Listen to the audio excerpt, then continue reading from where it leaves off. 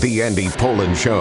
We got to go after this with everything we got, thinking they're going to come with everything they got. I'll start off by saying I'm bored, I'm broke, and I'm back. The Andy Pollin Show on ESPN 630 starts right now. Deals, and more deals. What will the Wizards do before round one of the NBA draft tonight? Currently, they're scheduled to pick 6 and 18, but the way they're going, that could change. They picked up some veteran help yesterday for the young players. We'll see where that goes. Meantime, Pablo Torre finds out something that we didn't know about a collusion case that was brought by the NFL Players Association against the owners, who it appears colluded to make sure that nobody's going to get all that guaranteed money that Deshaun Watson got. They don't want to go down that road, and that is now an outlier because of what they did. We'll get into details on that. And, of course, we do Orioles preview every Wednesday, so we'll do that coming up at 10:30. So, yesterday, in preparation for tonight's draft, there were a number of deals made in the NBA, and the Wizards made a couple of them that, they're hard to figure out because it's a total rebuild, and they're bringing in veterans, but this is what they're doing. A lot of it has to do with the way the salary cap is structured, and I don't even understand what it means, but second apron, and certain deadlines like this deal that I'm talking about here, it can't officially be announced July 6th, even though other deals around the league can be announced July 1st. And there's probably a lengthy explanation for it, but even if I understood it, I wouldn't pass it along. Anyway, the deal is that they depart with Jordan Poole. That was inevitable. He was here for 2 years, scored a lot of points, but was never really part of their future. Sadiq Bey, who may turn out to be a pretty good player, he goes to New Orleans for a veteran guard in C.J. McCollum, and Kelly Olynyk. Good old Kelly Olynyk with the long hair and the headband, and was kind of a villain when the Wizards lost to the Celtics in the playoffs in 2017. He's coming here. And, the way the revolving door works, who knows how long either of them or both of them are going to stay. It's just, they're accumulating capital to move it around and eventually wind up with a team that they hope can compete. The other thing that happens with this is they get expiring contracts, and that will create what they're calling $100 million in cap space for next year. Now, does that mean that they go through another crappy season? Yeah, probably. Though, does it mean for the 2026-27 season that there will be enough young talent around here and enough cap space available that they can go out and get a top-notch free agent or 2 top-notch free agents? We'll have to see. But deal made yesterday as McCollum and Olynyk come here along with a 2027 second-round pick for whatever that's worth. And it's Poole, Bey, and the number 40 pick overall, which is tomorrow night. I think last year was the first year that they did the NBA draft in 2 nights, so it's just round 1 tonight. And then round 2 is 4 o'clock tomorrow afternoon. And if this deal is, in fact, a deal that has been agreed to, then the Wizards will not be picking in the second round unless they trade back in or make another deal today to pick up a second-round pick. But as for the principals involved, McCollum and Olynyk coming here for Poole and Bey. This was Tony on PTI last night with his take. Yeah, you think more of them than I think of them. They're on a youth movement. They've drafted, 65 people in the last 4 days, it seems. And some of them might work out down the road. But they're also bringing in old people now. They're bringing in McCollum. They brought in, who did they bring in? Marcus Smart. They brought in Chris Middleton. It seems to me that they are trying to win the 2015 NBA championship, and I don't think they know what they're doing. That's just me. Jordan Poole, of course they were going to trade him, right? He's always traded for one bad team to another bad team. Yeah. I'd rather have C.J. McCollum than Jordan Poole any day of the week in my locker room full of young players. 100% of the time. That's a no-brainer. 100% of the time.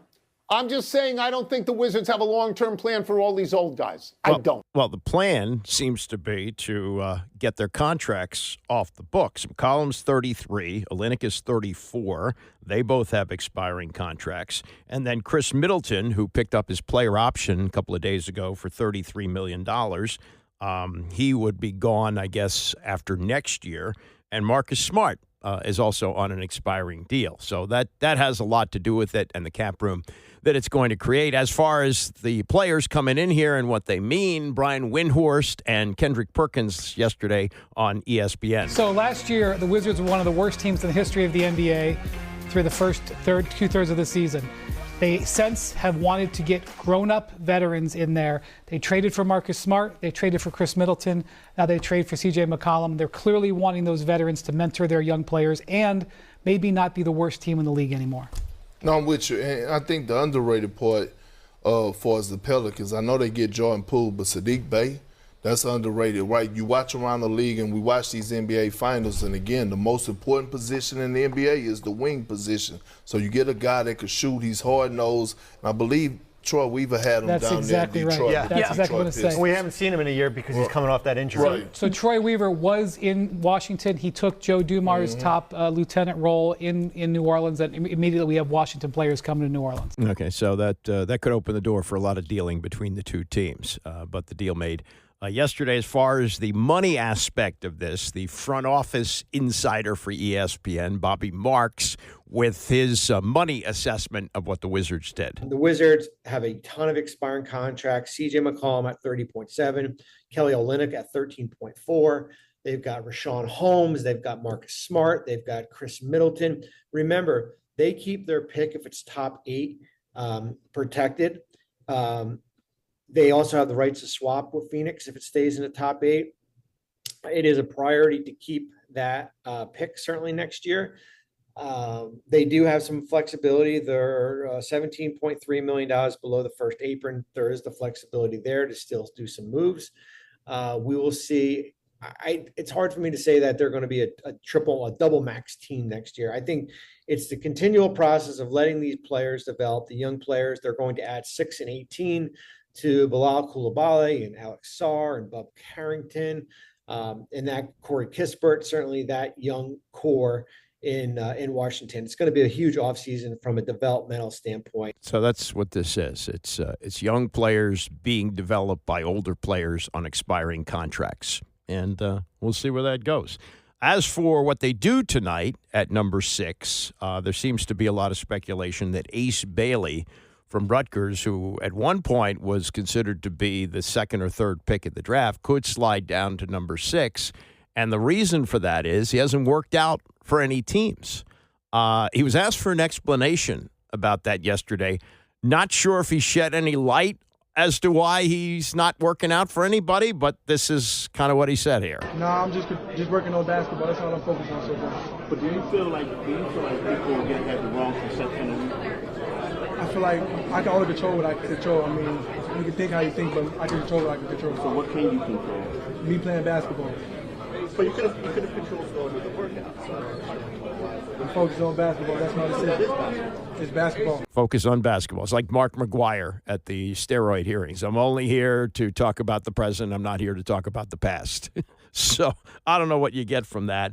His name was being mentioned at 3 for Philadelphia, but there was pushback on that, including from the governor, Josh Shapiro, who said, I don't like that. He's got great talent, great upside, but if you don't want to be here, if you're not dying to be here, I don't want you here.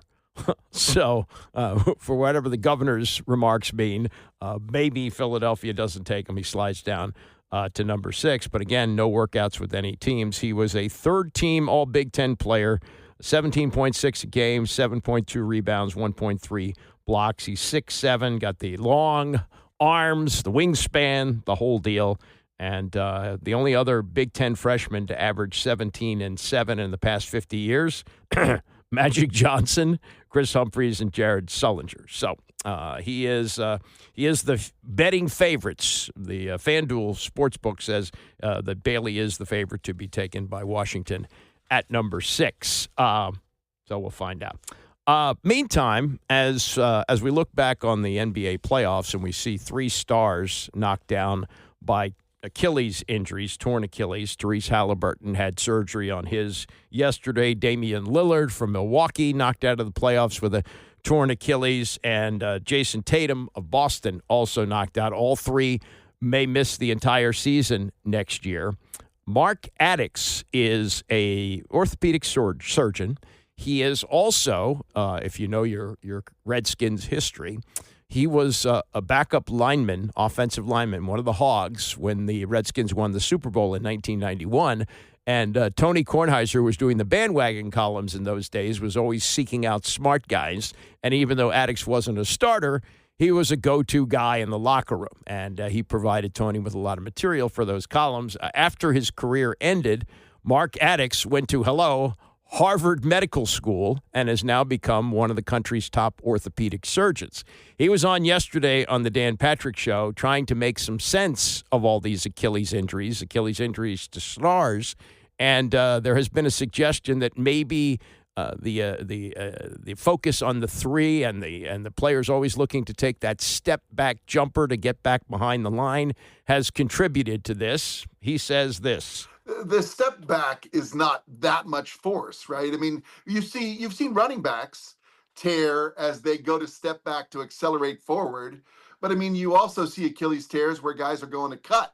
And so do I think the step back is more force than someone running full speed and going to cut and push off the leg? Nah, I mean, I really don't think so. I don't think it's just because guys are doing more step backs that you're going to see more Achilles tears. The other thing is, it used to be that you didn't even worry about an Achilles tear in an athlete that wasn't around or beyond 30 years of age. And now you're seeing these 22, 25-year-olds get hurt. It really is crazy. Okay, so what's your theory? So my theory is twofold. One, I think that athletes now are a little bigger, a little stronger, a little faster, a little more explosive. The other one is that it used to be when you weren't playing sports, you were still active. Do you know what I mean? When you weren't playing your particular sport, you still were running around and you were on your feet all day long. Now I think that most recreation is sedentary, whether it's, cable TV, whether it's streaming, whether it's video games. I just think that people are more sedentary when they're not doing their sport. And so the combination of having bigger, stronger, more explosive athletes combined with someone that isn't conditioning their muscles and tendons and all the time is having a bad effect. How can it be prevented? I mean, a good question. I mean, maybe throwing away smartphones and having people walk around and be active more during the day. I mean, I don't think that's going to happen necessarily. But I mean, there's got to be better training techniques. There's got to be better training techniques to strengthen that musculotendinous and that tendinous bony junction, because we definitely are seeing more Achilles, but I think we're even seeing more serious quad, groin, hamstring. I mean, we're seeing more muscle injuries than we used to. It feels like, we've mastered hip replacement. Tommy John feels like we've kind of mastered that. Shoulders are still, the jury's out on shoulders. And the Achilles, it feels like it was 12 months. Now it feels like it's coming back to 8 months, 9 months. What has changed with that surgery? Well, I mean, they are doing them more minimally invasively, which obviously eliminates the problem with wound healing. But it also, by creating less trauma, I think it allows the body to heal a little bit more naturally. Terrell Suggs, the outside linebacker pass rush specialist for Baltimore many years ago. I mean, I think he's kind of the record. He returned to sport 6 months after one of his Achilles. He actually tore both of his Achilles over the course of his career, but he was over 30 when he did that.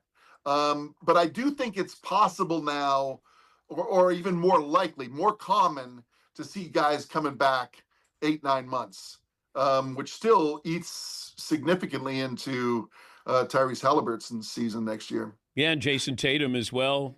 Right. Yeah. Good point. Yeah, Mark Addix, the former Redskin lineman, Harvard-trained orthopedic surgeon with a couple of interesting theories there. One, hadn't really thought about that, athletes have all these workout times, they have personal trainers, they have practices, but their off time is spent watching video games. What he's saying is maybe they ought to be walking around more. He's much more, able to assess that than I am. That seems kind of crazy, but maybe that's the case. My theory is, having never spent a minute in medical school, is that because of these guaranteed contracts, because of the financial security that all of these guys have, they're playing through these injuries. Not that they didn't before, but if you had a calf injury, you might kind of, limp your way up the court and do the best you can. But now you go, well, this is it. This is Game 7. It's a once-in-a-lifetime opportunity. I'm going to go for it. And when you try and push off, when you have, numbness that you've used, drugs, shots, whatever, to numb the pain, the ligament's going to tear. That's just my theory on it. But it is amazing that two young players, as he points out, it's a little bit different story with Damian Lillard. He's been around a long time. He's over 30 years old. But Halliburton and Tatum are both very young players in their mid-20s. And he would know a lot more about this than any of us. He's an orthopedic surgeon, but they don't seem to have the answer on it. One of the things they talk about with the Tommy John surgery in baseball is that guys are learning to just throw as hard as they can, not pitch. And the reason is partly, one, velocity and spin and all that means a lot in the pitching game, and you don't pitch as many innings as you used to. But the other thing is there's no real fear of the Tommy John surgery anymore. If you throw as hard as you can and you blow out your arm, okay, you have the surgery, you miss a year, you're back. And there are a lot of guys pitching in baseball these days who have had the surgeries. And some, like Ohtani, have had it twice, and he's going to come back and pitch. Hard to really assess that, but that's as good an opinion as you're going to get. Harvard-trained surgeon Mark Addix, former Hog, former Redskin, Super Bowl champion Redskin from 1991. Coming up, Aaron Rodgers says this year is probably it. Is he right? We'll get to that and more as we continue. It's the Andy Pollin Show, ESPN 630. The Andy Pollin Show on ESPN 630, the sports capital. Bill Parcells has a saying. He says, when you're thinking about retirement, you're retired. So Aaron Rodgers will turn 42 years old in December. He has played 20 years in the NFL. He's won the MVP 4 times. He's won a Super Bowl. I mean, there really isn't anything else he has to accomplish in the game. But he's coming back for one more year with the Pittsburgh Steelers. I say one more year, and I put it in air quotes. He's going to be making $13.6 million, which is about less than half of what he used to make. It's his third team in 4 years, right? We have a year in Green Bay, 2 in New York, and now it's on to Pittsburgh. I mean, what is he playing for? What's the reason that he's out there? And to go into it like, well, we'll see how it goes. Tom Brady played till he was 45. He won a Super Bowl. I believe Brady was 42 when he won a Super Bowl. I think that was the case. So when he's on the Pat McAfee show yesterday, which is the only place we get any information about him, he was asked about the long-termness of his deal with Pittsburgh, and he said this. Yeah, I'm pretty sure this is it. That's why we just did a one-year deal.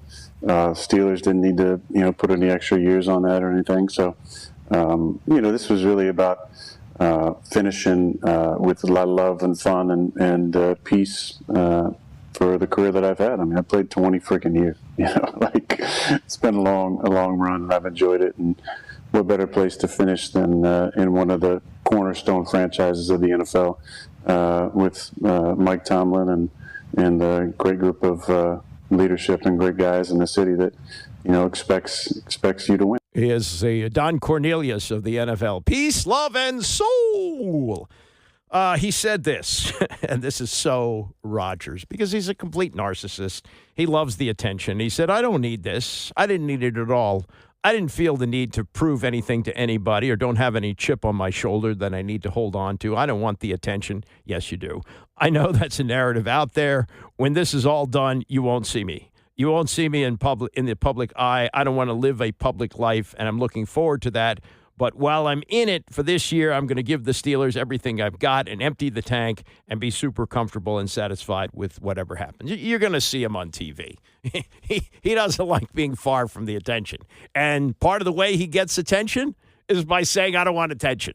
That is the Aaron Rodgers way. A complete narcissist who now is saying this is it. Now, I will say this, it's a totally different situation. Darryl Green in 2001 was going into his 19th year, and Marty Schottenheimer was the new coach, and Marty didn't want him around. There's video of Marty teaching Darryl how to field a punt. Are you kidding me? And they didn't like each other. And I think Darryl got the impression that Marty was going to try and force him out. So he played a card which was very smart, held a news conference before the season started and said, this is it. This is my final year. Well, as it turned out, they went from 0-5 to 5-5. Things turned around. He liked playing for Kurt Schottenheimer, who was Marty's brother, the defensive coordinator, and he wound up playing one more year. This could happen with Aaron Rodgers, too. There could be enough there that says, I'd like to come back and play another year. This fond farewell tour. Let's take that with a grain of salt. All right, this surfaced out of nowhere yesterday. This is Pablo Torre's podcast, which is called Pablo Finds Out, or Pablo Torre Finds Out. And he had as essentially a co-host of this Mike Florio, who does reporting for Pro Football Talk. And they got their hands on a 61-page document, which was a case that was filed by the NFL Players Association against the NFL owners citing collusion. Now, you remember when Deshaun Watson signed that contract with the Cleveland Browns, which was $230 million, fully guaranteed. There had never been a contract that size that was fully guaranteed. And you heard other owners kind of getting spielkiss about this, like, we can't set a precedent with this. And so the Players Association, run by DeMaurice Smith at the time, apparently felt like they had enough evidence with contracts that were signed by Russell Wilson and Lamar Jackson and Kyler Murray, which were not fully guaranteed, that there was reason to believe that collusion was taking place with the owners. And this happened in baseball back in the 1980s, that they had made an agreement after the suggestion of Peter Ueberroth, who was the new commissioner. He had replaced Bowie Kuhn. Ueberroth coming off great success running the Olympics in Los Angeles in 1984. And he said to the owners, hey, you're screwing yourselves, bidding against yourself for big money. Just don't bid on these guys. Well, you had guys like Jack Morris, who were signing under market value deals, $1.85 million. It got so bad for Andre Dawson, who had been a great player with Montreal and wanted to play in Chicago because of the grass field. His knees were starting to bother him, and he wanted to play in a place where his knees wouldn't be such a problem playing in the outfield. He wound up giving the Cubs a blank contract and signed for $500,000. This is a guy who, if he had his skills today, would be signing a $500 million contract. Signed a $500,000 one-year contract, wound up being the MVP of the league with 49 homers, 137 runs batted in. And, the players went to court on this, and an arbitrator ruled, yet, yes, there in fact was collusion taking place. And on October 26, 1990, the owners agreed to pay $280 million, or just over $10 million per team, to cover damages that had been awarded, as well as damages to be determined and interest. The final distribution of players was not completed until 2015. So we've had this in baseball before, and there is reason to believe that there was collusion taking place among the owners to make sure that there was not another player, especially a quarterback, where you're talking about $200 million plus, that they didn't get a fully guaranteed deal. And in fact, the arbitrator came up with evidence that was the case. That the management council, the NFL management council, which is the owners' group, encouraged the teams to reduce guarantees in future contracts and, make it up in incentives. And, that seems to be collusion, but the case was dismissed by the arbitrator, whose name is Christopher Droney. This was Pablo Torre and Mike Florio discussing this document that they got their hands on, the 61-page document, with evidence that the owners got together and agreed that they weren't going to give out any more fully guaranteed contracts, and what they found out by reading this document. The NFLMC is the NFL Management Council, and that is the group that ostensibly provides advice and suggestions to the 32 teams on how to potentially weather these storms, whether they be temporary or permanent shifts in the way business is being done. But at all times, they emphasize it's up to the individual teams to make their own decisions. That's what they say. Now, Pablo, I've been doing this 25 years now. And the unmistakable vibe that I have picked up over the years is what the Management Council says goes. And when they give you a suggestion, they're not really giving you a suggestion. They're telling you this is how business gets done. And what the expedited discovery would reveal here is that after the Deshaun Watson deal was signed, Commissioner Roger Goodell himself began emailing his general counsel, Jeff Pash, about specific notes that the NFLMC's 45-minute presentation to all 32 owners should make sure to hit. And I just want to take you inside the room here for a second, if you can imagine it, because imagine you're going into a presentation. Your bosses, in some regard, the people who are at the front of the room, have slides. There's a PowerPoint deck.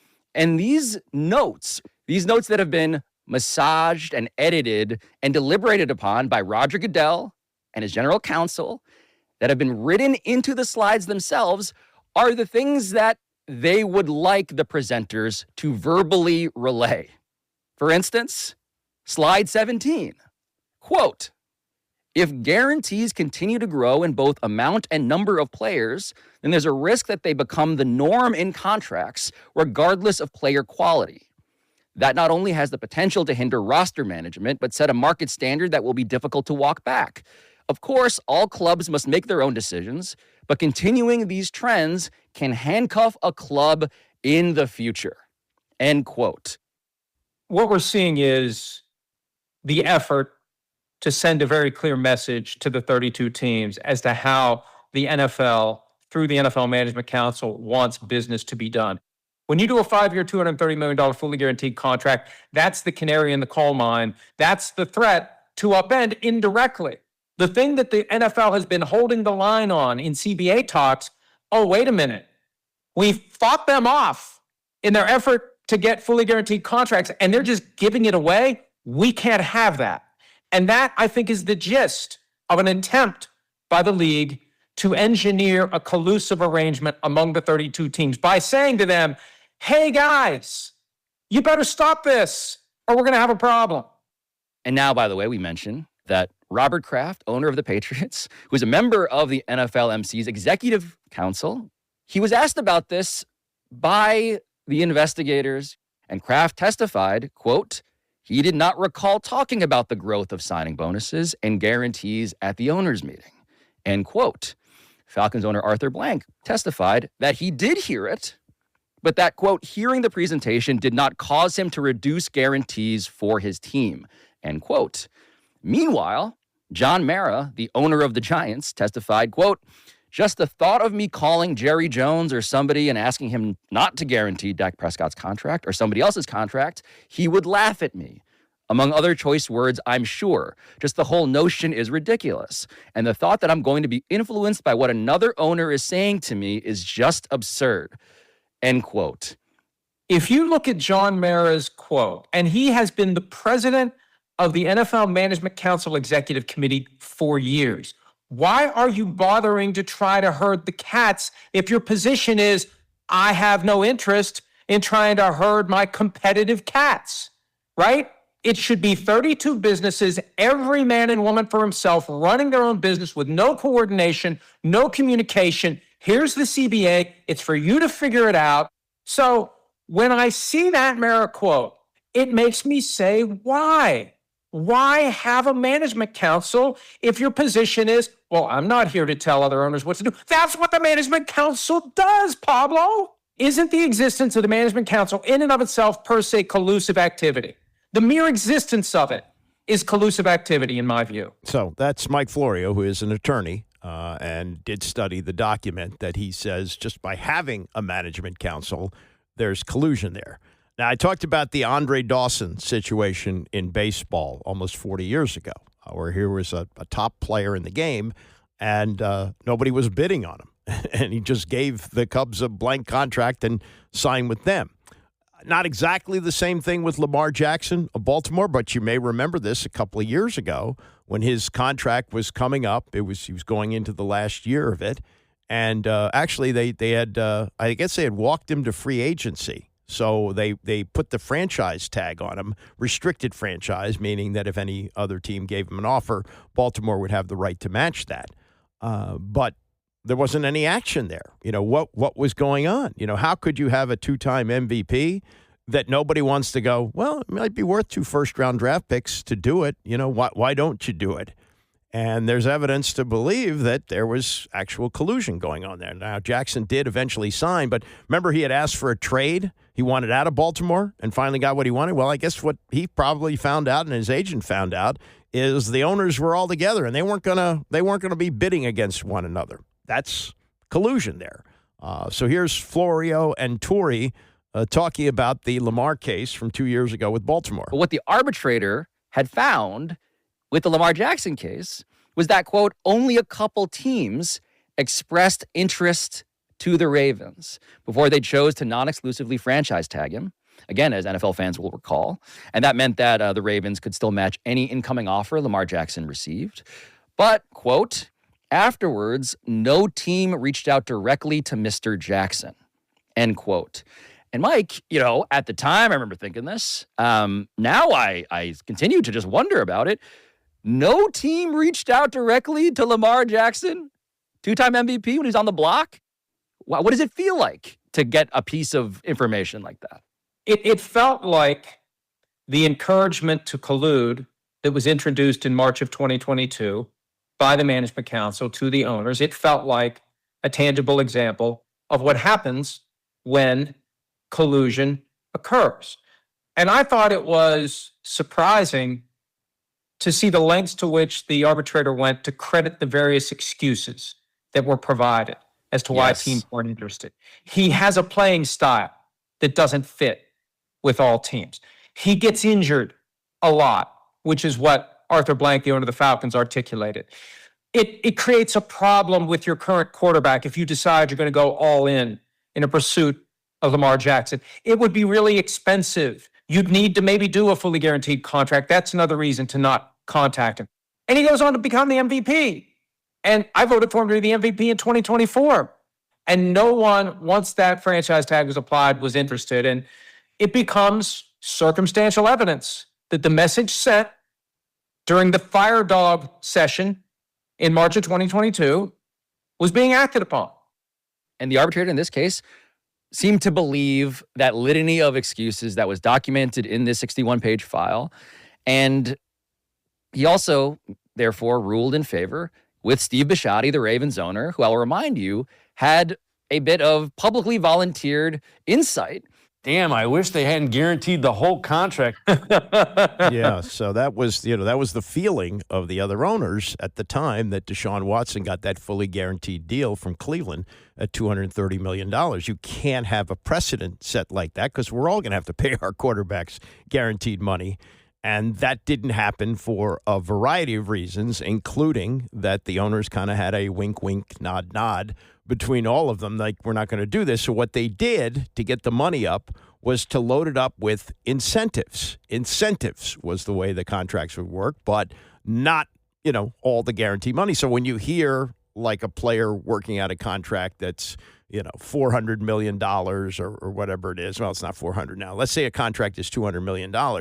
Well, it's not, maybe a third of that, maybe even a half of that is incentives, reachable incentives. But if a player gets hurt, they don't owe him the money. And this was more from the report about two owners talking after the Arizona Cardinals. Mike Bidwell, the owner of the team, had signed Kyler Murray to a contract which was loaded up with incentives.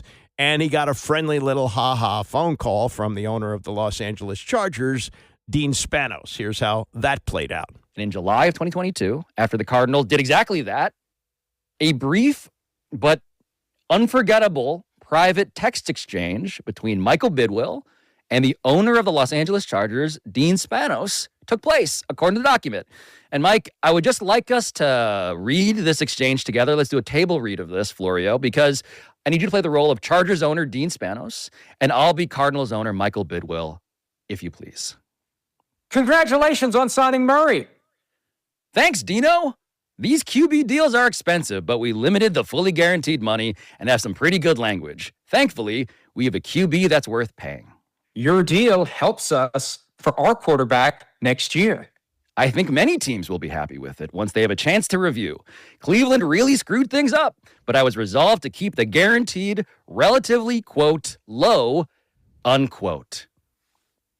End scene. Like, what a gift.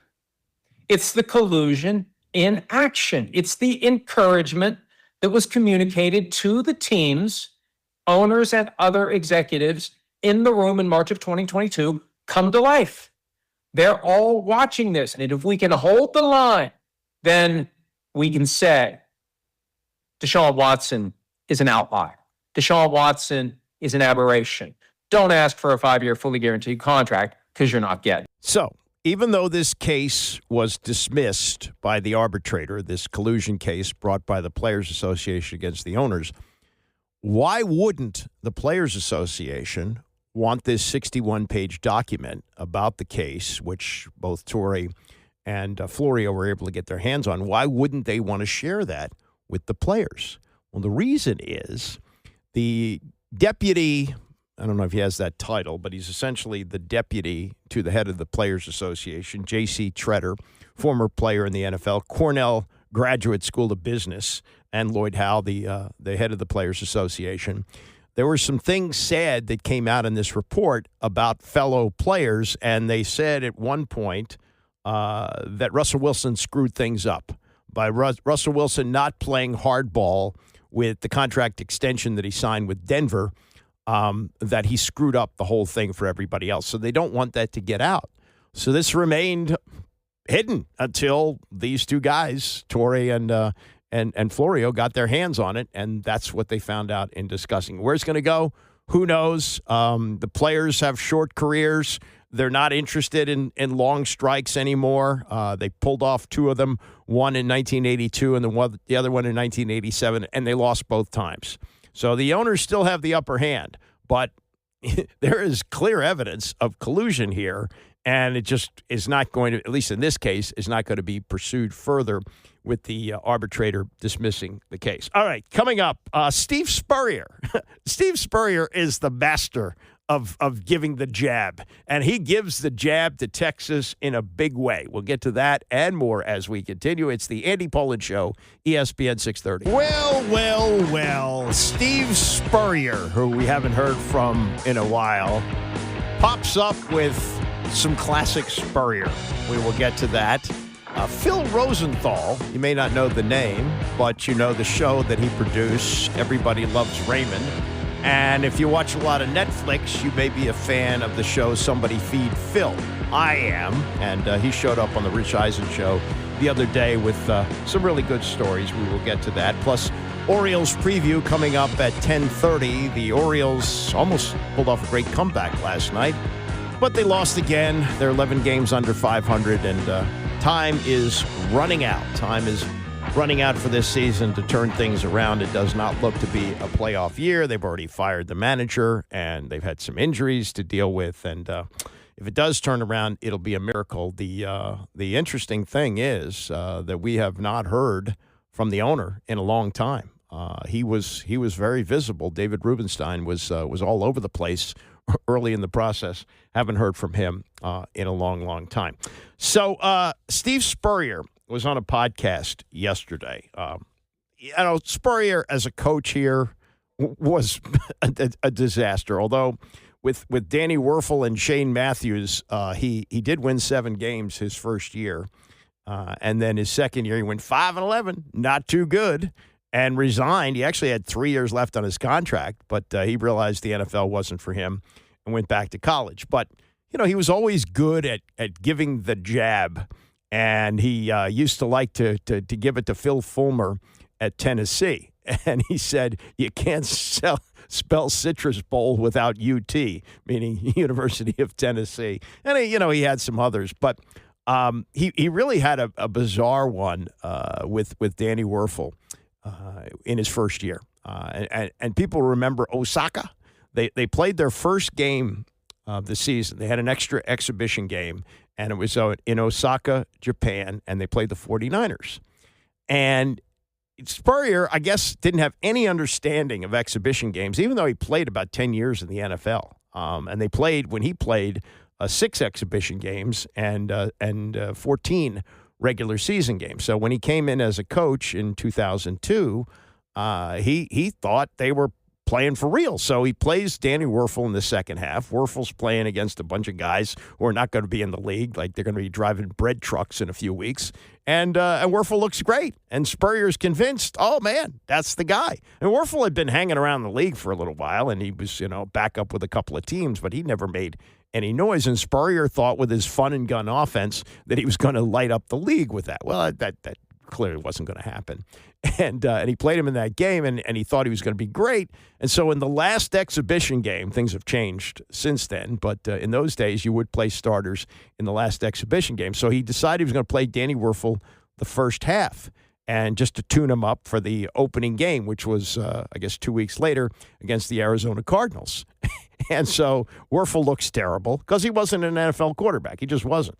And Shane Matthews played some in the second half, and I don't know, he played Patrick Ramsey, who was a rookie. And so after the game, the sideline reporter at the time was Jeff Bostic, the former center. The Hogs played 13, 14 years here, and he was doing the sideline reporting. And so he said, well, how do you feel about Danny Werfel going into the opener? He goes, we're not going to start Danny. We're going to go with Shane, And it was like, whoa, this is your starting quarterback, and because of the way he played in an exhibition game, you're switching quarterbacks, but that's how he rolled. That's what he did. And somehow he managed to win 7 games that first year. Patrick Ramsey played a lot. He wasn't going to play Ramsey. He didn't want to play Ramsey. Ramsey was a selection that was made by Dan Snyder, who was acting as general manager then. I mean, the whole thing was just a cluster, you know what. But this was Spurrier yesterday. He was on something called Another Duly Noted Podcast. I guess it's hosted by somebody named Dooley. And they were talking about the upcoming college football season. Spurrier's been retired for a long time, but he has some kind of a ceremonial job at Florida. And they segued into the upcoming season and teams that are favored to win it all. And here's the old ball coach at his best. Most people are picking Texas to win the SEC football. Most correct? people are. I think that is going to be the consensus preseason pick. They've got Arch Manning already winning the Heisman, too. Yep.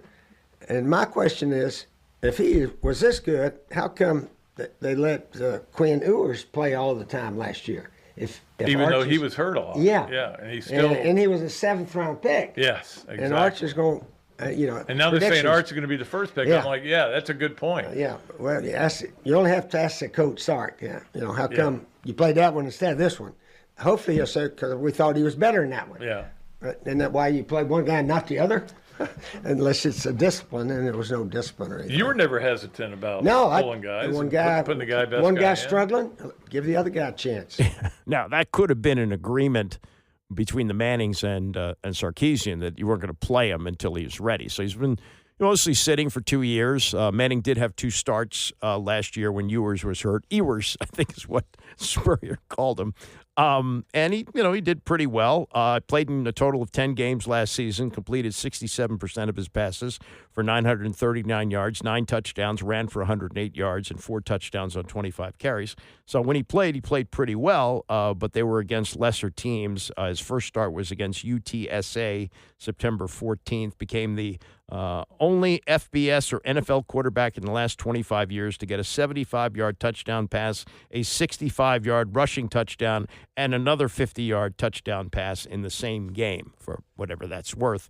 But, yeah, I mean, we haven't seen any of Arch Manning, in crucial games. He hasn't made any starts. Spurrier would do that. He'd take a guy like Ewers, who'd been a 3-year starter, and he'd sit him down if he wanted to. That's the way he rolled.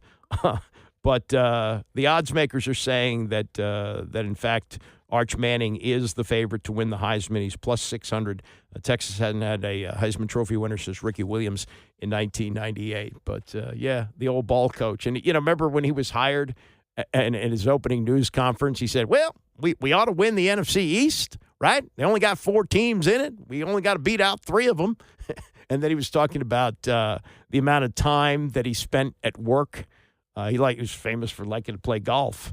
And so he said, well, they got the guy Hazlett in New Orleans, and he's sleeping on his couch, and they went 7-9, not doing him a lot of good.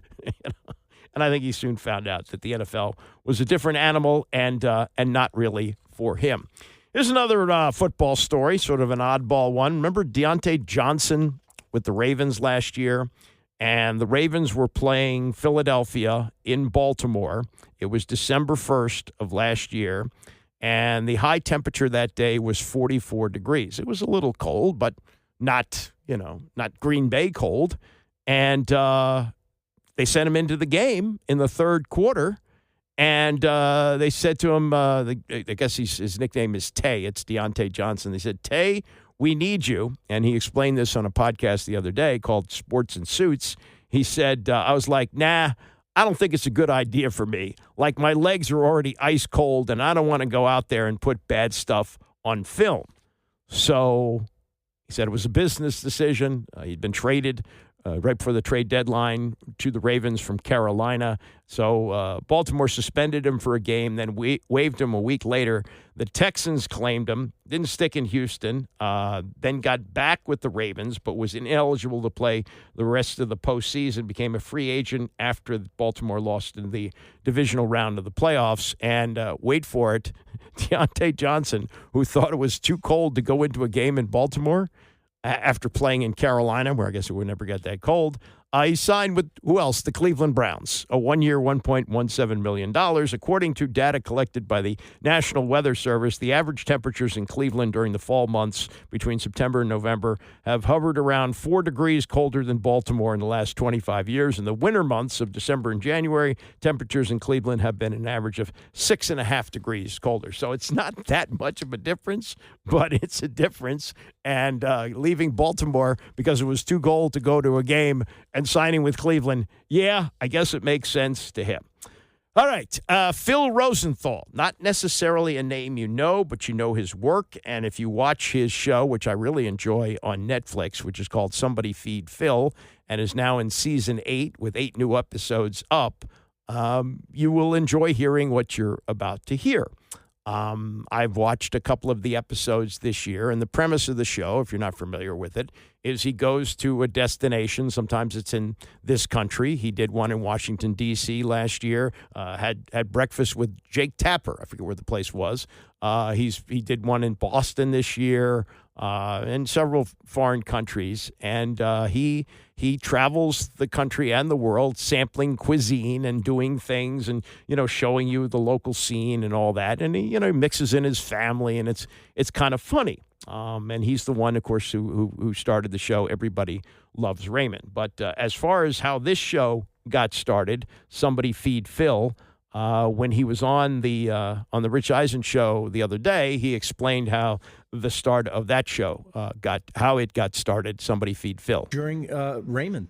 During Raymond, yeah. So season what of Raymond would you say? In between season 1 and 2. Oh, really? So early on? Yeah, I say to Ray, where are you going on your hiatus? He'd never been anywhere. He said, I go to the Jersey Shore. I said, well, that's great, but have you ever been to Europe? Because when I went to Europe, it changed my life when I was 23. Sure. He said, nah. I said, why not? He goes, I'm not really interested in different. And right there, I had an idea. Yes. We got to do that episode. I told him, we're doing that episode. Right. He goes, what do you mean? I go, we're going to do an episode where we send you to Italy as you, and you come back as me. Someone who's excited about travel and Italy, especially the food and the people. Yeah. And it took me 3 years, I think, to convince him because he was afraid of flying. Really, too. So this was for an episode of Raymond. Exactly. Okay, so now we go, and I wrote this story of Raymond doesn't want to travel. Yes. He fights the whole way. He's complaining the whole time, and then slowly but surely he gets it. He gets it. Mm-hmm. And the best part of doing that episode is that thing that I wrote, this arc of a character that I wrote, I saw happen to my friend Ray. Phil, have you had gelato? He was all excited, and now he goes all the time. And I thought right then and there, that was 25 years ago. Yes. What if I could do this for other people? And so when Raymond was over, yes, I tried to do other sitcoms. Nobody wanted that style of sitcom anymore. Yes. Raymond, there wouldn't be another family sitcom. Think about it, till Modern Family 5 years later. And that's a totally different modern, you know, right? A totally different way of shooting it. A totally exactly. different way of Single doing camera. Exactly. You know. Sure. So I said, if I'm going to knock my head against this wall in Hollywood, right? Can't get anything on anyway. Why not pick this spot in the wall of something I'd love? So this travel show, and I sold the show with one line. I might have told you this before, but I told PBS at first, I'm exactly like Anthony Bourdain if he was afraid of everything. And they're like, and I sold it, and we did 6 episodes there. We won the James Beard Award for Best Travel Show. Right. And then they couldn't afford to do it anymore. Sure. And here comes Netflix, this startup. Yeah. And yeah, because I'm this is probably about what, 8, 7, yeah, something 9 like that. years ago. Sure. Yes. Right. So I said, yeah, I'm happy to go. Ted Sarandos was fantastic to me. He loved the show. Right. And there I am. There you are. So a couple. And now look, I'm on with Best Dad Ever. That's I'm right. with Best Dad Ever. That's right. So just a couple follow-up questions. Yes. So is it true? So you're saying Ray Romano coming back from Italy, you Yes. actually got him to do this. Yeah. He chose gelato out of everything that he sampled in Italy. He loved the pizza. He loved the pasta. All I mean, right, he's all of it. Italian. So, Sure, yeah. you know, I always tell people, if you love a food, go to the source. You know, it's kind of expensive, but yeah, why not? So that's the explanation of how Somebody Feed Phil got started. As far as the start of the show, Everybody Loves Raymond, starring Ray Romano, that was sort of different because Ray Romano was not an actor. He was a stand-up comedian. Doesn't usually happen this way, but this is Phil Rosenthal, who produced and wrote the show, explaining how a very successful sitcom got off the ground. This is, again, Phil Rosenthal on the start of Everybody Loves Raymond. Ray and I never met, but I saw a stand-up one night on Letterman, and it just so happened that very night, Letterman said there should be a sitcom for that guy. And so months you were just later, sitting home watching it? Yeah, and Okay. I didn't think anything about it until I got a video cassette of this comedian and that appearance, and I put it in, and I go, I remember that. That was months ago. I Right. saw it. I loved it. Thought he was hilarious. Do you want to take a meeting with him? They're looking for somebody to create a show for him, and you're a writer. That's how it works.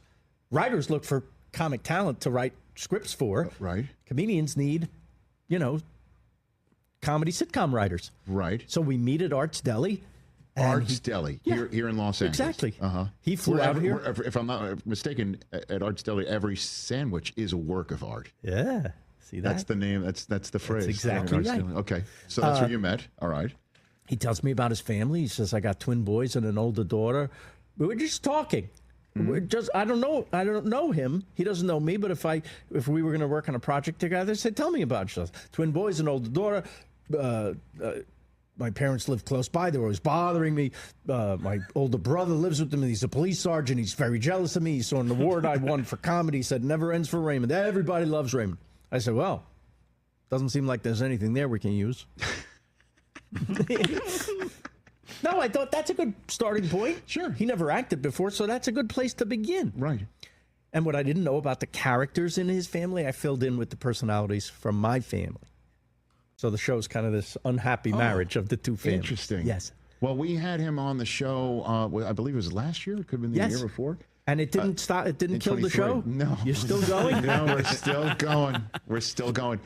He told the story about coming up with the title himself with you as well. And I'd love to get your end of the story. From here. Roll it, please. Here's what it was. Everybody Loves Raymond was a sarcastic comment that my brother was a New York City police officer. Yes. And at the time, one day he said, I go to work, people shoot at me. Raymond goes to work.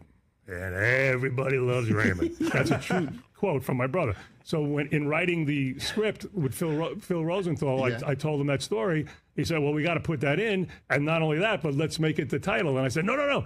He goes, it's a working title. We'll change it. Yeah. And then that happened. So then I came up with, my manager still has a little piece of paper with all the alternates I put in, but some of them are absurd. You got some of them? What it was, because you have to keep Raymond in the title. So it was that Raymond guy. Mm-hmm. And one of them was, Raymond. UM, Raymond. Raymond. Yes. Anyway, the CBS took, I gave them this list, and they said, we'll test it. And they test, like they do everything. They test it. Yeah. They put it in front of an audience. And they said, everybody loves Raymond, tested better. And true. This is all true. 100% right? true. His real brother said it. I put it in the script. Yes. My wife read the script. She was the first person to read the script. And she said, that should be the title of the show. And I just put it on there. I wasn't lying to Ray, tentatively, because I couldn't think of a better title. That sounds pretty good. It harkens back to I Love Lucy. Of course. And we're doing a kind of old school type of comedy, which I happen to cherish. I love those shows. Mm-hmm. And I don't know if he told you this, but he called the president of CBS at the time when we were going. He goes, can we at least change the title? And he goes, Ray, it tested well, the title. Everyone likes it, so we'll leave it for now. And he goes, but I don't want to be the guy. I can see the critics already. Not everybody loves that, right? And so the head of CBS goes, I tell you what, you become a top 10 show. You can call the show whatever you want. Next year, we were a top 10 show. Ray couldn't wait to call the president of CBS and say, okay, can we change the title? And the guy goes, can't change it now. It's a top 10 show. He said that, so he did actually tell that story. So yes, that happened. Absolutely true. He didn't want any part of everybody. He would change it now. He can't take the pressure. That horse is out of the barn. Yes, Raymond, get used to it. Everyone loves you. I know. Everyone I love does. him. Whenever I see him, I say, Raymond, thanks for the good life. Right? Right? Because Letterman was the producer, and I right? thank Worldwide him too. Pants. Worldwide Pants. Yeah, Worldwide Pants. And I don't think that Phil Rosenthal has done anything like that since. He's gone on to this show, Somebody Feed Phil. I don't know how lucrative that is, but I guess if you produce a successful sitcom, you're set for life. And he is, and I do enjoy the show that he does now, Somebody Feed Phil. Last thing, and this is the most amazing part of the conversation. You know that Peter Boyle was one of the co-stars of Everybody Loves Raymond. He played Ray's father. And Peter Boyle was in a number of movies. He played a made-for-TV movie. It's got to go back over 50 years called, what was that called? It was called, he played Crazy Joe. That's what it was, Crazy Joe. And he played a bigoted guy, and, I give away the ending, but he winds up shooting his daughter accidentally. It was really a dark made-for-TV movie, and then he went on to do comedies with Mel Brooks and Young Frankenstein and all that. So he gets on the show Everybody Loves Raymond. But wait till you hear this story of who was the best man when Peter Boyle got married. I don't think if you had a million guesses you would put these two together. But here's Phil Rosenthal describing the marriage of Peter Boyle and who was his best man. He studied to be a monk. Mm-hmm. Did you know that? Nope. I said, why'd you give it up? He goes, there weren't enough girls there. and then the second thing was, who best man at his wedding was? No. John Lennon. What? That's right, because his wife, Lorraine, they met when she was a reporter for Rolling Stone magazine. She got an assignment, go cover this movie, Young Frankenstein. So she goes to cover the movie, and she meets Peter, and they fell in love. Her best friend was Yoko. And then the four of them are hanging up.